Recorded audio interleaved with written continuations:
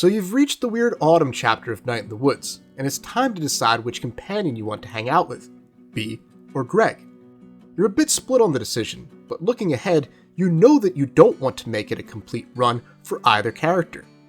In the end, you will have to focus on one over the other, but until you get there, you're hoping to mix and match them as much as possible for maximum storytelling effect.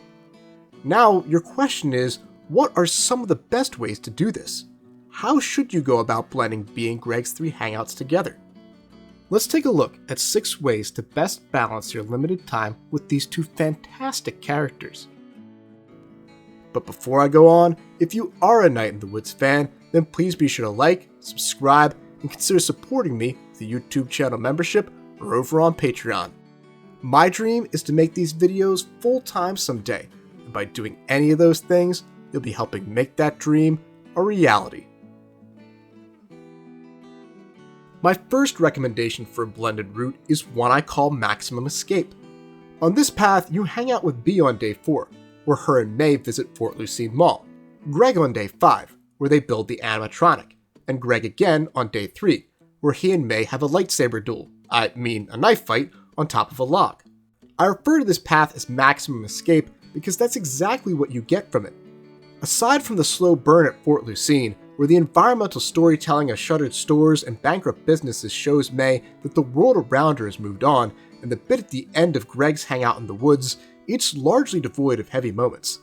This is the blended route where May has the most fun, as evidenced by the fact that it contains the most minigames, 2 at Fort Lucine, 1 at Gregg and Angus's apartment, and 2 more in the woods, for a total of 5. In my last video, I recommended that players opt for a straight Gregg run on their first outing, but this is also a great way to do it. In fact, it's how my wife and I spent our initial playthrough of Night in the Woods, so I have some serious nostalgia for this route. You get to see the best of both characters. You see Bea have fun, experience Gregg's zany personality firsthand, and get to enjoy some of the title's best minigames by dueling with knives and shooting the crossbow. After everything May has been through, there's a healthy level of escapism that she does need, and these hangouts certainly provide that outlet for her. But May's story in Night in the Woods isn't just about escapism, it's about her becoming a better person, a stronger person who supports her friends in their time of need. And so the second path is one I've taken to calling Maximum Support. On this path, you visit the food donkey with Gregg to get the animatronic, help Miss Miranda with Bea, and then go to Bea's house for dinner with her and her dad. Sure, Gregg's hangout is primarily about collecting the pieces of a Five Nights at Freddy's reject, but quietly, the reason Gregg wants to hang out with May so badly on this particular night is because Angus is away visiting his family.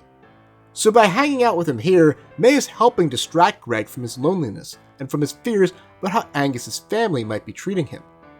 As for the 2 Bea hangouts, at Miss Miranda's, May shows some admirable home improvement skills by helping fix the furnace, and then picks Bea up when she's feeling down at the end of the night.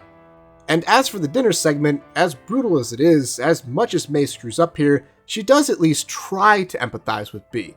She does a poor job of it, but the intent is there, and more importantly, she does provide Bea with an opportunity to express these feelings she's probably had bottled up inside for some time now. Remember, the closest thing Possum Springs has to a true therapist is Hank Anderson, the town's quack doctor who handles everything from mental illnesses to root canals. We all wish Dinner at Bea's had played out differently, that May had done a better job of understanding what her friend was going through, but I do think there is some good in the fact that Bea was able to unleash these thoughts and feelings, to put them out in the world rather than just keep them locked away. Now, referring back to my last video once more, I recommended going the Bea route on your second playthrough, because then you'll be more immersed in the world of Night in the Woods, and likely more sympathetic to the things that Bea is going through. To that end, if you wanted to do a predominantly Bea run for your first playthrough, but still wanted to mix it up, this is a great way to do it. As much as Gregg's first hangout is about distracting him from what's going on with Angus, it does feature 2 minigames, including getting the box up the stairs, which is probably its most challenging, and throwing the pierogies into Gregg's mouth, which might be its most amusing. Thus, despite its focus on supporting others, you still get to experience some of the game's best minigames. Next up, the third balanced route is one I've dubbed Confronting Reality. In confronting reality, the focus is on May coming to terms with the fact that the world around her is changing, and that she needs to change along with it. On this path, you go to Fort Lucine Mall with Bea on day 4, help Gregg put the animatronic together on day 5, and then spend the evening having dinner with Bea on day 6. Along the way, May experiences the changing world firsthand by checking out the declining stores at Fort Lucine, and how her friends are changing when she gets a first-hand look at Gregg's relationship with Angus when the latter returns home as she's, well, getting the absolute shit shocked out of her. And finally, by hearing Bea's unfiltered feelings, May can start to come to terms with the complicated and nuanced truth about her own situation. That as difficult as her life has been up to this point, she is, in many ways, a fortunate person. As is demonstrated by what Bea is going through, not everyone has parents they can rely on, let alone parents who took out a second mortgage to send them to college.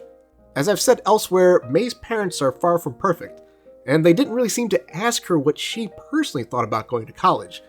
But still, they've done a number of things to support her that many parents wouldn't even dream of doing. On this path, May gets a chance to reckon with this reality. At the same time, one of the benefits of this route is that hanging out with Bea at Fort Lucine serves as a suitable prelude to her third hangout. As we'll discuss more in a few minutes, the problem with the dinner at Bea's hangout is that you really can't do it in a vacuum. Otherwise, Bea's grievances lack context, and her outburst at May seems to come out of nowhere. And as for Gregg's end of things, you get to build an animatronic. What's not to like about that?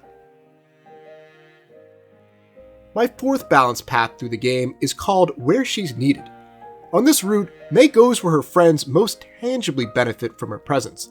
This one is similar to my second path, Maximum Support, in that you spend day 4 with Gregg to help him pick up the animatronic.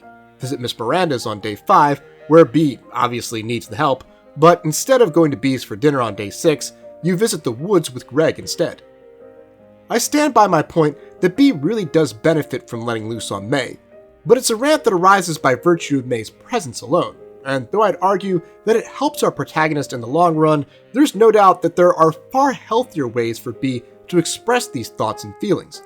If Possum Springs had a real therapist, that would be the appropriate place for her to vent them.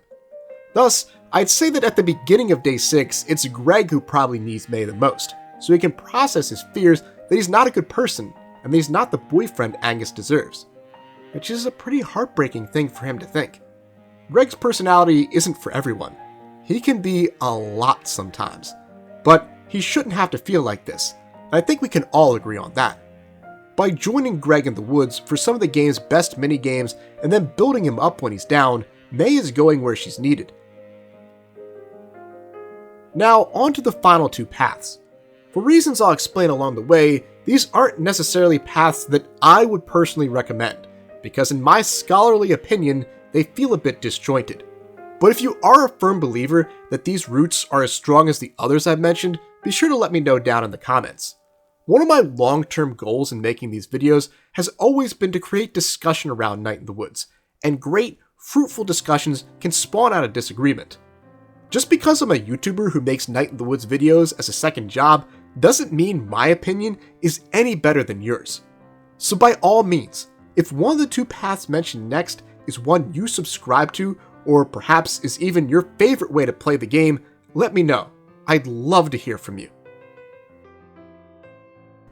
My 5th balanced path, and the first of 2 I wouldn't recommend, is called Whoa, What's Up with Gregg? On this path, you spend the first 2 days of Weird Autumn with Bea, visiting Fort Lucine, followed by Miss Miranda's, and then take a hard turn by heading to the woods with Gregg on day 6. In some ways, I suppose you could argue that this route still allows you to see both characters at their best. Bea has fun at the mall. She shows off her girl boss skills by fixing the furnace, and Gregg's third hangout is genuinely fun until things fall apart for him at the end. But the jump between more serious hangouts to a literal knife fight on top of a log is especially jarring. I don't think it would surprise a new player to see that May is willing to do this type of thing, but it's definitely quite the shift from harmless pranks at the mall and repairing appliances. Furthermore, Gregg's mood swing and subsequent feelings lack the context gained from seeing how aimless and zany he is in the first 2 hangouts. And though May still builds him up here, I don't know that she has the evidence to do so, at least not the way she would if she did some part of the animatronic plotline. Thus, if you spend your first 2 hangouts with Bea, I feel that it's best that you just finish it out and spend the 3rd with her as well. Finally, my last balanced path, and the second of 2 I wouldn't personally recommend, is the opposite of the last one. Dubbed, "What the hell, Bea?" On this one, you complete the circuit with Gregg by picking up the animatronic on day 4 and building it on day 5, and then head to Bea's for dinner with her and her dad on day 6. The benefit of this route is that you do get to see both parts of building the 5 Nights at Freddy's Reject. As mentioned in my last video, these hangouts are the only ones that carry over into each other, so it does make sense to do them as a pair. However, I really don't think it makes much sense to do them and then go with Bea. I can understand the inclination to want to mix it up. After 2 days of doing crimes with Gregg, why not see what May's more serious friend is up to? And to be fair to anyone who does like this path, early on it looks like it's going to work out. Even if our protagonist messes up dinner and Bea's dad has to order a pizza, it starts out pretty fun. Stan even makes an appearance to the deli counter, and it's really cool to see him at work. But once May enters Bea's room and Bea goes off on her, everything changes. And without the context of the other 2 hangouts, where May sees how exhausted Bea is and how much bullshit she has to put up with at the old pickaxe, her anger seems sudden, and somewhat unjustified. And coupled with the segment in the car, which, in this version of events, is the last time Bea and May were alone together, it comes off like May is just a punching bag for Bea, which isn't a good look for her. For that reason, I really don't recommend taking this path. Much like with Bea, if you do the first 2 Gregg hangouts, I think it just makes sense to finish things out with him. And there you have it, my friends, 6 ways to blend and balance your Bea and Gregg hangouts. Which of these is your personal favorite? Do you support one of the choices I didn't recommend? Or is there an entirely different way you'd like to approach the hangouts in the Weird Autumn section? Let me know down in the comments. Before I head out, I do have a quick announcement I'd like to make. As suggested by my good friend Draco, who serves as a moderator over on our community Discord, I'll now be accepting fan art submissions to include here at the end of these videos. I'll mainly be doing this for my Night in the Woods videos, since that's my biggest audience, but I'd love to extend this to all my content down the line. So if you've got some fan art for Night in the Woods, or any of the other games I covered that you'd like to share, then join our community Discord by following the link below, and then post your art in the Fan Art Submissions channel. Each month, I'll pick a few to include here in my usual closing statements. My hope is that this will help increase the community atmosphere here on the channel, and help to show off some talented artists at the same time. To be considered, all submitted fan art images must be safe for use on YouTube, so keep it safe for work. Be sure to include any relevant social media along with your post. I'll be giving credit to all artists in both the video and in the description box. And please be patient. Just because I don't select your fan art for one video doesn't mean I won't come back to it down the line. Thanks for watching. Huge thanks to my Night in the Woods collaborators Wolf.Godwin, Allan Naslund, and Jordi Jaen Moreno. To check out all 3 of these amazing artists, just follow the links down below in the description box. Big shout out to all my Silver and Gold tier YouTube channel members and Patreon subscribers, including James Pruitt, Gustavo Balabi, Lil Caesar, Reed, Pathonian, Anna Novikova, and Sean Bobby, who get early access to these videos thanks to donations of $5 to $10 a month. See you guys next time, and go birds!